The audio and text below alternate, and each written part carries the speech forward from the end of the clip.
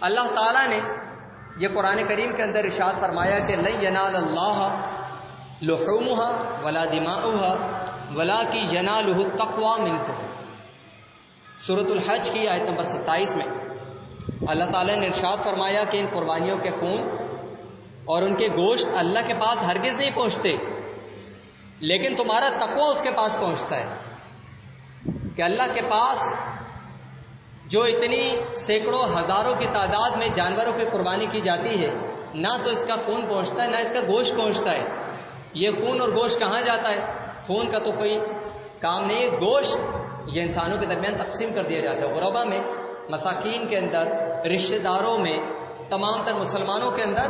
اس گوشت کو تقسیم کر دیا جاتا ہے۔ تو باری تعالیٰ کے پاس نہ خون پہنچتا ہے نہ گوشت پہنچتا ہے، لیکن اللہ تعالیٰ نے یہ قربانی کا جو حکم عطا فرمایا ہے یہ بھی انسان کے فائدے کے لیے عطا فرمایا ہے کہ اس ذریعے سے بہت سارے فوائد حاصل ہوتے ہیں۔ ایک طرف تو جو اخروی فوائد ہیں ثواب کے طور پر وہ انسان کو آخرت میں ملیں گے، اس کے علاوہ دنیا کے اندر بھی انسان اس سے فوائد حاصل کرتا ہے۔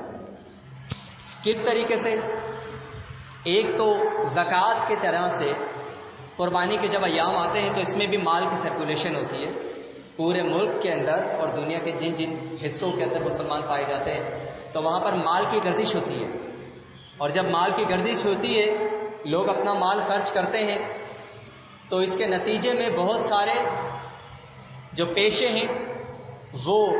سمجھ لیں کہ لائیو ہو جاتے ہیں، زندہ ہو جاتے ہیں، وقتی طور پر لوگوں کو ایک روزگار ملتا ہے اور معاشرے میں جو پیسہ ہے وہ گردش کرنے لگتا ہے، بہت سارے روزگار وہ جنریٹ ہوتے ہیں، پیدا ہوتے ہیں، اور اس ذریعے سے لوگوں کو مزدوری ملتی ہے۔ اسی طریقے سے اس قربانی کے گوشت کے ذریعے سے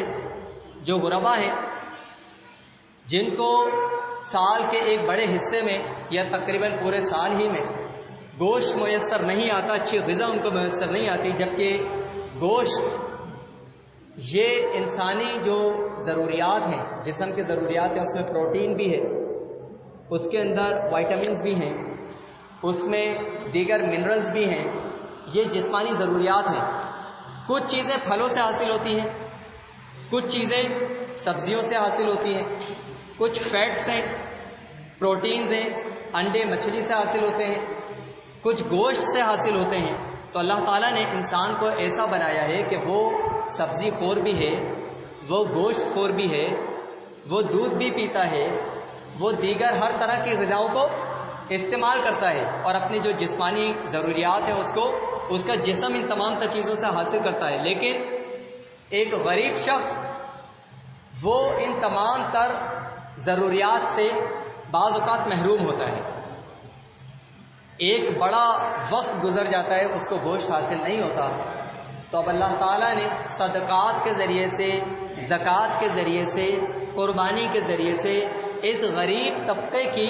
مدد فرمائی۔ امیر کو حکم دیا کہ تم صدقہ خیرات کرو، صدقات واجبہ، صدقات نافلہ کے ذریعے سے، تو تمہارے پاس جو اضافی مال ہے وہ اللہ کی راہ میں دو۔ اب اللہ کی راہ میں دینے کے مختلف مصارف ہیں، ایک طرف دین کی ترویج و اشاعت اور دوسری طرف لوگوں کی فلاح و بہبود۔ تو اس ضمن میں جب انسان مال خرچ کرتا ہے تو لوگوں کو فوائد حاصل ہوتے ہیں۔ اسی طرح قربانی کا گوشت یہ غربا تک پہنچتا ہے تو اس کے ذریعے سے لوگوں کو کثیر فوائد حاصل ہوتے ہیں، اور انسان کی جو جسمانی ضروریات ہیں وہ پوری ہوتی ہیں۔ اس میں انسان ہی کا فائدہ ہے، رب تعالی وہ غنی ہے، اس کو کسی فائدے کی حاجت نہیں ہے، مخلوق اس کو کوئی فائدہ نہیں پہنچا سکتی۔ پھر جب یہ غربا کو فائدہ حاصل ہو گیا اس گوشت کے ذریعے سے، اس کے علاوہ اور کیا ہوتا ہے؟ اس کے علاوہ یہ کہ خاندانی رشتے مضبوط ہوتے ہیں۔ اسلام کی ایک خوبی یہ بھی ہے کہ اسلام اللہ عز و جل اس کا منشا یہ ہے کہ آپس میں محبت، اتحاد، اتفاق مضبوط ہو، مسلمانوں کے درمیان یگانگت ہو، آپ کے جو خونی رشتے ہیں، آپ کے رشتہ دار، آپ کے دوست احباب اور دیگر جو آپ کے محلے والے ہیں، آپ کے آس پڑوس کے لوگ ہیں، یا اگرچہ جاننے والے نہ ہوں لیکن اسلام کے رشتے سے آپ کے بھائی بہن ہیں، تو ایسے لوگوں کو آپ کے ذریعے سے فائدہ پہنچے. اور جب آپ گوشت تقسیم کرتے ہیں لوگوں کو، جب آپ ایک فائدہ پہنچاتے ہیں یا اگرچہ ان کو حاجت نہ ہو، جیسا کہ ایک شخص جو کہ ایک سمجھ لیں کہ متوسط گھرانے کا ہو یا ایک امیر گھرانے کا ہو، لیکن اس کے رشتہ دار اس کو جب گوشت پہنچاتے ہیں، اس کو تحفے تحائف دیتے ہیں، تو اس کے دل میں ایک محبت قائم ہوتی ہے، ایک محبت کا جذبہ اس کے اندر پیدا ہوتا ہے، ایک نرمی اس کے اندر پیدا ہوتی ہے. بعض اوقات جب ہم اپنے آس پڑوس میں رشتے داروں میں یا دوست احباب وغیرہ میں، پڑوسیوں میں تحفے تحائف کا تبادلہ کرتے ہیں، آقا علیہ الصلوۃ والسلام کے فرمان کے مطابق کہ تمہاری جب سالن بنے تو اس کے اندر شوربہ بڑھا دو، اور اس شوربے کے ذریعے سے جو اضافی سالن حاصل ہو گیا تو وہ اپنے پڑوسیوں کے اندر تقسیم کرو. اسی طریقے سے آقا علیہ الصلوۃ والسلام کے فرمان کے مطابق تحفے کے ذریعے سے محبت بڑھتی ہے. تو یہ بھی تحفے تحائف کے ذریعے سے، قربانی کو گوشت کو تقسیم کرنے کے ذریعے سے محبت کے بڑھانے کا بھی ایک ذریعہ بنتی ہے قربانی. تو جب ہم اپنے آس پڑوس میں قربانی کا گوشت بھیجتے ہیں تو ہماری رشتہ داریاں مضبوط ہوتی ہیں، ہمارے بہن بھائی دیگر رشتہ دار ان کے درمیان تعلقات ہمارے مضبوط ہوتے ہیں، اور یہ اسلام کو مطلوب ہے کہ رشتہ داریاں مضبوط ہوں. اسی طریقے سے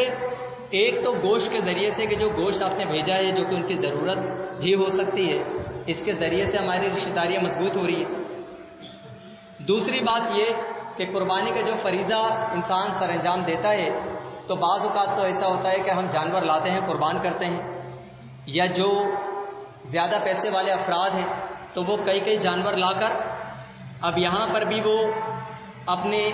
اقربا سے دلجوئی کا، اقربا سے محبت کا اظہار وہ کس طرح سے کر سکتے ہیں. ایک طریقہ یہ ہے کہ آپ اگر 2 جانور لائے ہیں، بڑے جانور لائے ہیں، تو اس کے اندر گائے کے اندر زیادہ سے زیادہ 7 حصے ہو سکتے ہیں. اب ایک شخص اگر 2 گائے لایا ہے یا 2 اونٹ لایا ہے، اس کے پاس 14 حصے ہو گئے. وہ یہ بھی کر سکتا ہے کہ وہ پوری گائے اپنی طرف سے قربان کر لے، یہ بھی کیا جا سکتا ہے. وہ یہ بھی کر سکتا ہے کہ میاں بیوی ہیں، اولاد کوئی نہیں ہے، تو وہ ایک گائے 2 افراد کی طرف سے بھی کر سکتا ہے. لیکن وہ یہ بھی کر سکتا ہے کہ اپنے غریب رشتہ داروں کی طرف سے وہ اس کے اندر حصے متعین کر دے. مثلا اس کے چند بہن بھائی ایسے ہیں کہ یہ خود تو پیسے والا ہے، لیکن اس کے فلاں ماموں یا اس کی فلاں جو خالہ ہیں یا اس کے دیگر رشتہ دار وہ اتنے پیسے والے نہیں، کوئی چچا ہیں جو غریب ہیں، وہ ان کے حالات سے واقف ہیں،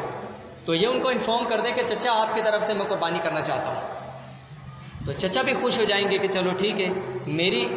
حیثیت تو ہے، مطلب یہ کہ مجھ پر قربانی تو واجب ہو گئی ہے، لیکن میں اپنا مال اس میں خرچ کروں گا تو میرے لیے تھوڑی تنگی کا سبب بن جائے گا ظاہری طور پر. تو اب چچا بھی بخوشی راضی ہو جائیں گے، اور بھتیجے کے اس عمل سے ان کے دل کے اندر کس قدر محبت اس کے لیے پیدا ہوگی اور کتنی دعائیں اس کے لیے نکلیں گی. اور پھر والد صاحب اگر انتقال کر چکے ہوں تو اس مرحوم کے دل میں اس اولاد کے لیے کتنی محبت پیدا ہوگی، وہ کتنی دعائیں دے گا. کیونکہ مرحومین کو اولاد کے اعمال بتائے جاتے ہیں، اللہ تعالیٰ کی طرف سے مرحومین کو ہمارے اعمال کی خبریں پہنچتی ہیں، اور ہمارے مرحومین جو دنیا سے گزر چکے ہیں وہ ہمارے نیک اعمال پر خوش ہوتے ہیں. تو اب یہ جو صلہ رحمی کا معاملہ ہم کر رہے ہیں، یہ صلہ رحمی ہمارے مرحومین کے دلوں میں ہمارے لیے ایک محبت پیدا کرے گی، اور ساتھ ساتھ یہ جو زندہ افراد ہیں ان کے دلوں میں بھی ہمارے لیے محبت پیدا ہوگی. تو اس طریقے سے جو غریب افراد ہیں ان کے لیے ایک آسانی کا ذریعہ ہم کر سکتے ہیں. پھر ایک ہوتی ہے وقف قربانی، کہ وقف قربانی کے ذریعے سے بھی گوشت وہ میرا مطلوب نہیں ہے. اگر آپ پیسے والے ہیں تو آپ کو گوشت مطلوب نہیں ہے، آپ اپنا ایک واجب ادا کرنا چاہتے ہیں کہ جو شریعت نے مجھ پر واجب ٹھہرایا ہے تو میں اس واجب کو ادا کر دوں. تو آپ نے ایک تو یہ کہ جانور کو قربان کر دیا، اس کے گوشت کو آپ نے حاصل کر کے اپنے ہاتھوں سے تقسیم کر دیا، اپنے رشتہ داروں وغیرہ میں، دیگر غربا مساکین میں، فقراء میں تقسیم کر دیا. پلس میں یہ کہ جو دور دراز کے علاقے کے افراد ہیں یا مزید آپ اپنے مال کے ذریعے سے ان کی مدد کرنا چاہتے ہیں تو آپ وقف قربانی کے ذریعے سے بھی یعنی وقف قربانی کس کو کہتے ہیں کہ جس میں آپ گوشت حاصل نہیں کرتے، بلکہ وہ جو جانور ہے وہ وہیں کسی غریب علاقے کے اندر ذبح ہوتا ہے اور آپ کی طرف سے وہ حصہ وہیں پر تقسیم کر دیا جاتا ہے، وہ گوشت آپ کو حاصل نہیں ہوتا۔ تو یہ عموماً کچھ کم پیسوں میں بھی قربانی ہوتی ہے، تو بعض افراد اس لیے بھی اس قربانی کو کرتے ہیں کہ اس میں اگر ایک عام حصہ 20,000 کا ہے تو وقف حصہ یہ 15,000 میں، 12,000 میں، 13,000 میں حاصل ہو جاتا ہے، تو انسان کا جو ایک واجب ہے وہ اس کے ذریعے سے ادا ہو جاتا ہے۔ پھر دوسری بات یہ کہ غرباء کی ایک بڑی تعداد میں مدد ہو جاتی ہے، تو یہ بھی ایک طریقہ کار ہے۔ دوسری بات یہ کہ وقف قربانی یا دیگر قربانیوں کے ذریعے سے جو ابھی مرحومین کا ذکر کیا گیا، ان مرحومین کو ایصال ثواب بھی کیا جا سکتا ہے۔ مثلا کسی کے والدین کا انتقال ہو گیا، کسی کے بہن بھائی کا انتقال ہو گیا، یا دیگر اس کے پیاروں کا، اس کے بچوں کا انتقال ہو گیا، تو اب وہ ان مرحومین کی طرف سے ان کو کچھ ایصال ثواب کرنا چاہتا ہے تو وہ کچھ پڑھ کے بھی ایصال کر سکتا ہے اور وہ قربانی کر کے بھی ایصال کر سکتا ہے۔ تو یہ بھی ایک بڑا ذریعہ ہے اللہ کا قرب حاصل کرنے کا، اور پلس میں یہ کہ جو مرحومین ہیں ان کا بھی قرب حاصل کرنے کا ایک ذریعہ ہے کہ دنیا میں ہم ان کی خدمت کرتے رہے، ان کے ساتھ محبت کا معاملہ اگر رکھتے رہے، یا اگرچہ اس کے برخلاف بھی بات ہو کہ ہمیں موقع نہیں مل پایا، کوئی شخص اس نے اپنی زندگی باہر کسی ملک میں گزاری یا ایک بڑا حصہ یا اپنے جوانی کا حصہ باہر کسی ملک میں گزارا، اپنے والدین کی وہ خدمت نہیں کر سکا، اب جب واپس آیا تو والدین کا انتقال ہو گیا، اب جب انتقال ان کا ہو گیا تو اب وہ کیا کرے ان کی طرف سے؟ تو ان کی طرف سے وہ ایصال ثواب کر سکتا ہے، ان کا قرب حاصل کرنے کا کہ قیامت کے دن جب ان سے سامنا ہو تو والدین اس سے راضی ہوں، والدین اس سے خوش ہوں، تو ان کو خوش کرنے کا ایک بہت بڑا ذریعہ قربانی ہے کہ آپ ایصال ثواب کریں۔ ایک حصہ آپ اپنے مرحومین کی طرف سے کریں، اسی طریقے سے جو بزرگان دین ہیں، انبیاء کرام ہیں، آقا علیہ الصلوۃ والسلام ہیں، صحابہ کرام ہیں، اہل بیت اطہار ہیں، حسنین کریمین ہیں اور دیگر اولیاء اعظام، ان کی طرف سے بھی انسان قربانی کے حصے لے سکتا ہے اور قربانی کر سکتا ہے۔ تو جب آپ ایصال ثواب ان بزرگان دین کو کریں گے، اللہ کے ان اولیاء کرام کو کریں گے، تو ان کی ایک قربت ہمیں حاصل ہوگی، جو ان کا فیض ہے وہ ہمیں حاصل ہوگا۔ تو یہ بہت سارے مقاصد ہیں جو کہ ایک طرف اخروی فوائد قربانی کے ہمیں حاصل ہوتے ہیں، تو دوسری طرف دنیاوی طور پر بہت سارے فوائد ہمیں حاصل ہوتے ہیں۔ اللہ تعالیٰ ہم سب کو خوشی اور خضوع کے ساتھ قربانی کرنے کی توفیق عطا فرمائے اور ہماری رشتہ داریاں اللہ تعالیٰ ہمیں مضبوط کرنے کی توفیق عطا فرمائے۔ سنت اللہ۔